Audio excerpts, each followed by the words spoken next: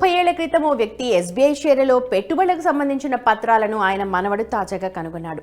వాటి ఇప్పటి విలువ చూసి షాక్ అయ్యాడు. పొదుపు విషయంలో మనకంటే మన పూర్వీకులే ముందు వరుసలో ఉంటారు. పెద్దగా పెట్టుబడి సాధనాలు అందుబాటులో లేని రోజుల్లో భవిష్యత్తు తరాల కోసం ఆస్తులు కూడబెట్టేవారు. అలాంటిది స్టాక్ మార్కెట్ గురించి పెద్దగా అవగాహన లేని 30 ఏళ్ల క్రితమే ఓ వ్యక్తి ఎంతో ముందు చూపుతో స్టేట్ బ్యాంక్ ఆఫ్ ఇండియా షేర్లను కొనుగోలు చేశాడు. వాటిని అలానే వదిలేశారు. అప్పట్లో 500 రూపాయలు పెట్టి కొన్న వాటాల నేటి విలువ చూసి ఆశ్చర్యపోవడం ఆయన మనవడి వంతైంది.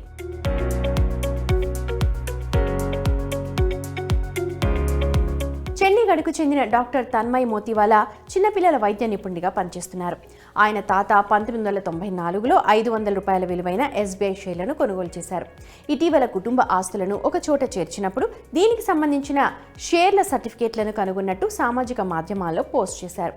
ఈ షేర్లను తన తాత విక్రయించకుండా అలానే వదిలేశారని, వాటి గురించి మర్చిపోయారని పేర్కొన్నారు. ఆ వాటాల విలువ ఇప్పుడు డివిడెంట్లేవీ కలపకుండానే 3.75 లక్షలు అయిందని మోతీవాలా తెలిపారు.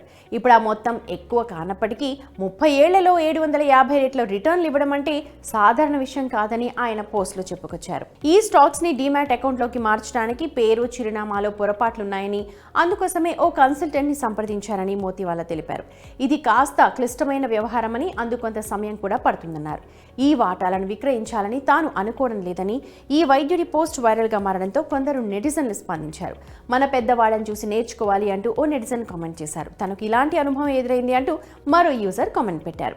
ఎస్బీఐ ఉద్యోగి అయిన తన తండ్రి అప్పట్లో 500 షేర్లను కొనుగోలు చేశారని, ఆయన మరణానంతరం తాను ఆ షేర్లను విక్రయించినట్లు చెప్పారు. ఆ తర్వాత ఈక్విటీల్లో మదుపు చేయటం ప్రారంభించానని పేర్కొన్నాడు.